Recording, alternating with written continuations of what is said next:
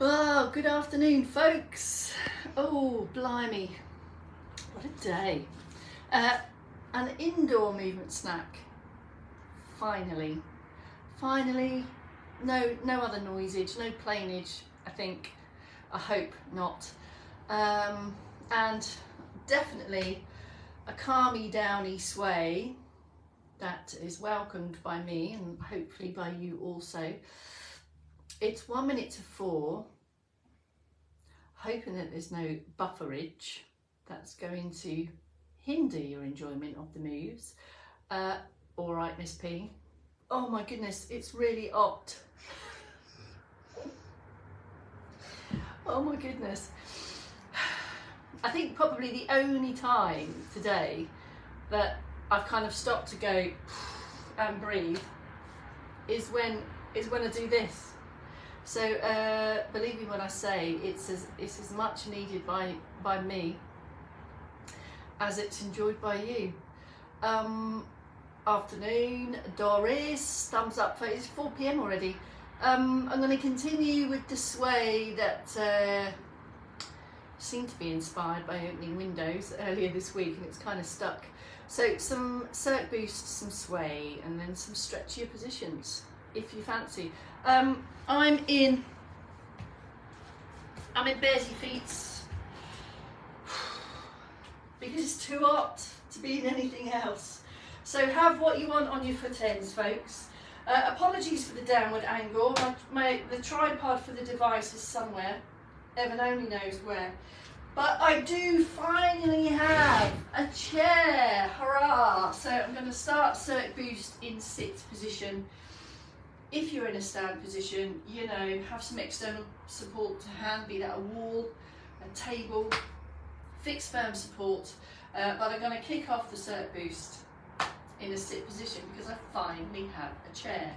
Active sit, by that I mean activate your posture muscles as opposed to the chair holding you upright and being in a slump. So the active sit simply describes the action of sitting upright, so all of your posture muscles are doing the work. Have a hip walk forward. This is going to make it easier to stand if that's your intention, and it also enables a change of angle here at the feet so that you can now start to steady ankle move and toes action to start that rhythmical march. If legs aren't involved or you prefer just to stick with upper body, then it's from the shoulder all around a supported trunk, away from slump. If you feel the need to have a slump, suggest that you stop with the moves, have a pause, have a recover, and then build again. So the aim is to be moving comfortably, efficiently, as comfortably as it is for you, around a supported spine. All your posture muscles that hold you upright are active there, actively involved in stabilising your trunk as you take the shoulder moves. Other options could be a diagonal. You may be with lower limbs, legs on the go. Keep the knees low, make more of the movement or initiate the movement from the feet. Can you feel as you push up the heels, it's literally the change of angle around the ankle that shoves up the knee. That keeps it comfortable around the hips.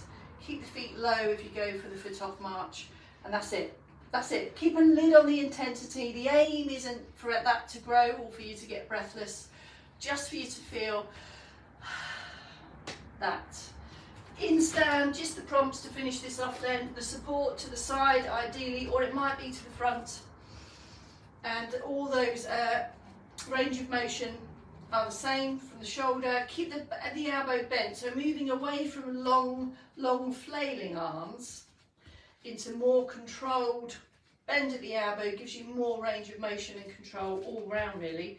And as you take the steady legs, you're maintaining the gap between the feet. This will help with balance. That's it. That's a couple of minutes of circulation boosting. We start every single movement snack with a couple of moments of that, just to get everything where you want it to be, kind of reset your body positions, of whatever you've been doing today, whether you've been on your feet, whether you've been sat, It's just to really check in with your best possible range of motion and support.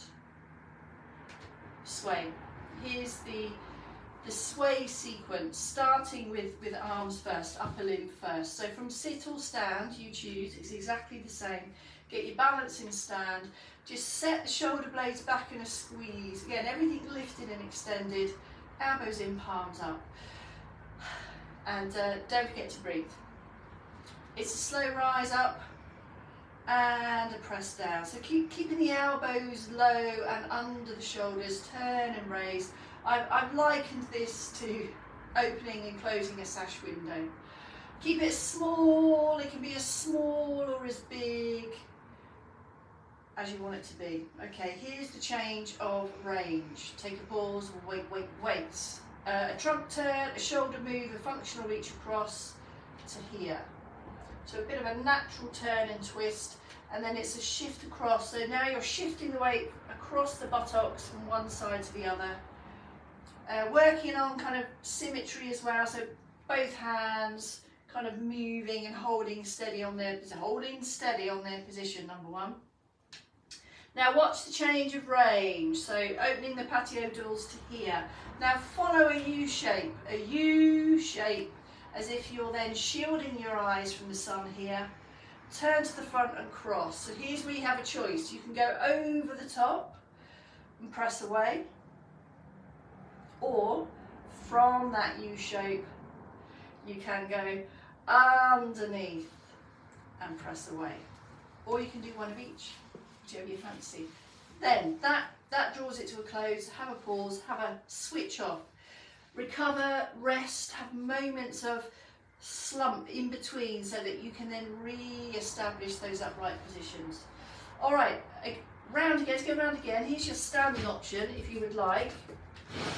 If you are in stand, I'm in bare feet. I'm not suggesting you should be, of course, have the right bits on your foot ends. If you would like some legs with this, just check in with your reaction steps, your bit of a knee bend. If you're in stand but you feel you really require some external support, single arms and keep one hand on the wall. If you're comfortable, go for the stand. If you're not sure, give it a rehearse in sit and then work up to stand over time. Here you go, here's your stand option. Without the legs first, there's the sash window move. Maybe inhale on the way up, exhale on the way down. If you want to draw in that breathing sequence as well, of course it's all voluntary. Change of range, there's the twist and across, and it's a swoosh. And you can start to feel that there's a natural sway here if you want it, or hold the feet steady if you don't. Get ready for the U-shape change. There's the U, or the U-bend. Get ready for the U-bend. Shield your eyes from the sun. Take a wrap around. And do you want to go over the top or underneath? Over the top is a shirt off, or underneath is not. All right. The aim is for each of these ranges of motion to flow into the next and to slow it down, and aim just for comfortable ranges, but be aware of where all your kind of joints are. Here's the legs if you want them. Scoop up the sash window. That knee bend, it leaves with the buttocks, remember, there, so stick your buttocks out. Gather up the sash window. You can go into a rise if you want to. Take a heel rise, one or two, and down. I'm going to go straight into the patio doors, but I'm going to take a step and a swoosh. So here, you can take ball of foot through to heel, ball of foot through to heel.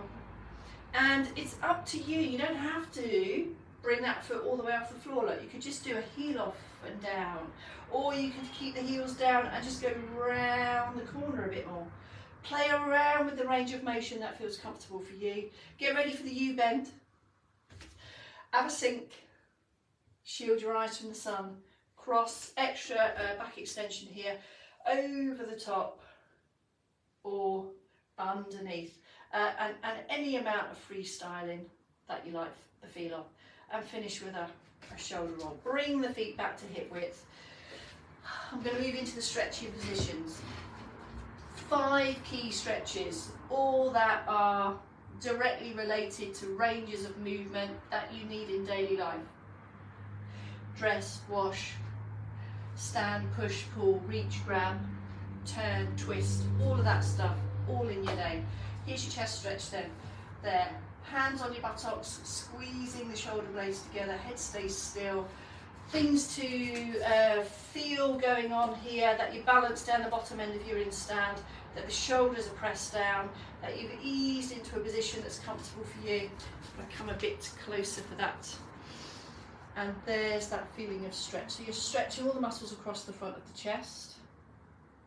Because the day tends to bring us flexed and stooped. So this chest stretch lifts you up and out.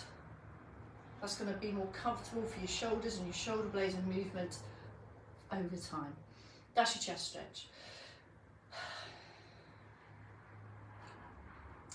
Just looking for my cup of tea. It's all the way over there. I'll get it in a minute. Right, back of arm stretch. Ready? Wait, wait, wait. Check these are here and not here. If they're here, just press the button that brings them down there. Look, all the way down to there. And then check that you haven't gone there. There. All right, here we go. Have a range of motion check-in with shoulders, fingertips. Can you get to the ear, to the back of the head, to the base of the neck? How comfortable are you with that elbow position? And then go for the pause. This is your back of arm stretch. So you're stretching all the muscles in the back of the arms. Slowly in, slowly out. No sudden moves. Your elbow will go anywhere between there and any of this range here. So wherever it's comfortable for you to pause and wait, wait, wait, that's your stretch position. Head stays still. If you're in stand on this, you can nudge up to the wall, if that helps. So the aim is to use the external supports, the walls, the furniture, to remove the balance challenge, so you feel confident to get to a slightly bigger range of motion than your day has already invited you into or asked of you. Hot in it.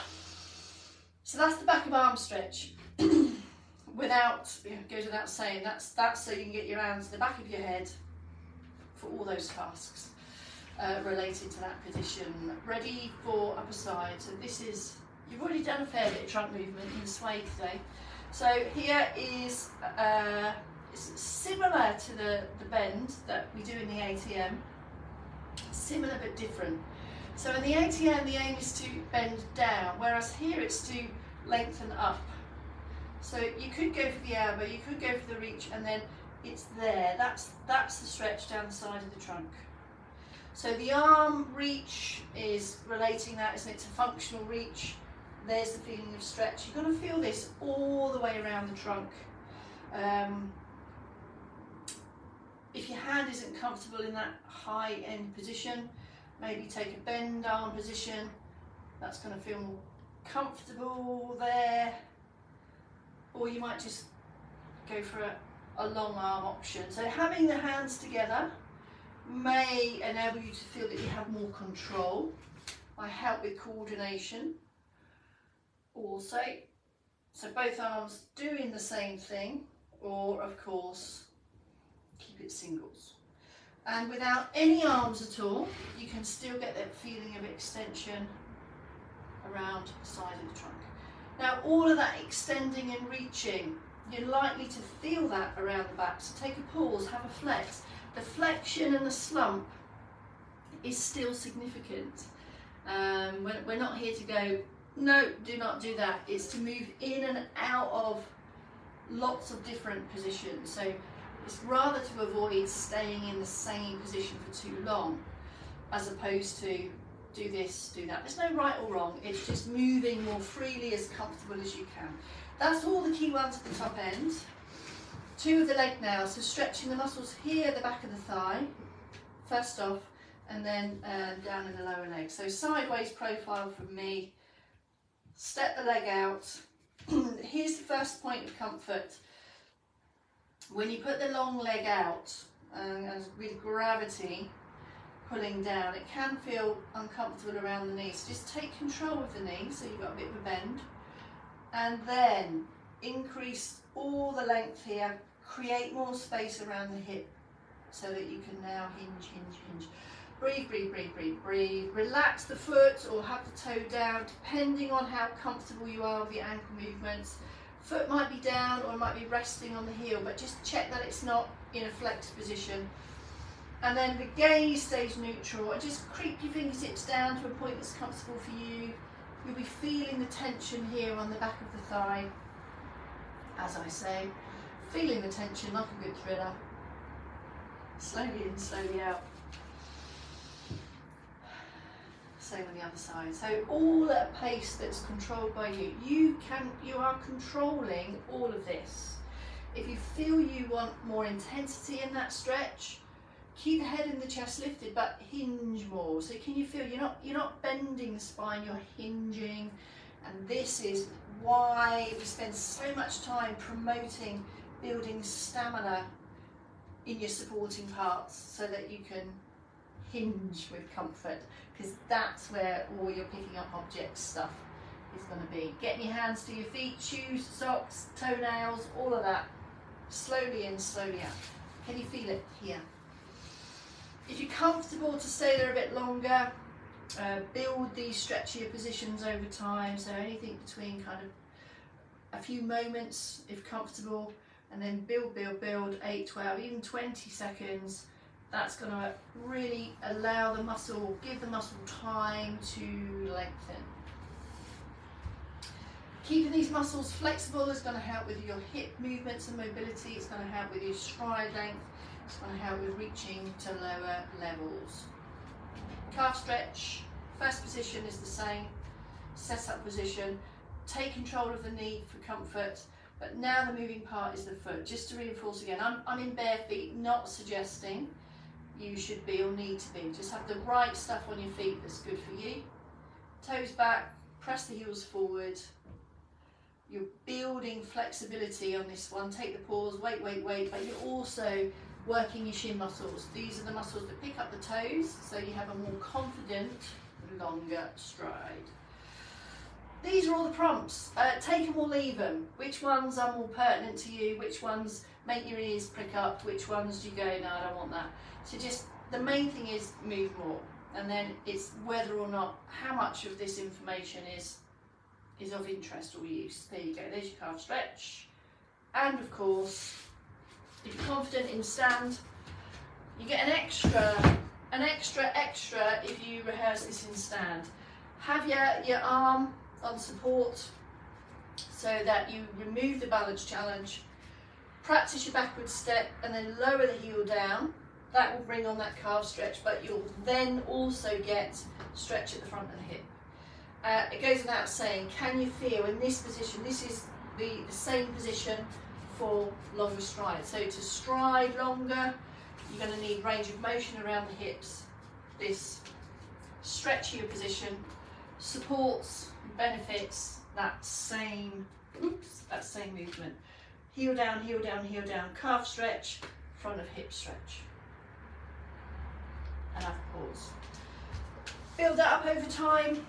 Go for longer if you're happy to, or have a little shift forward, or stepping further back. It's going to increase that range, it's going to increase that feeling of stretch.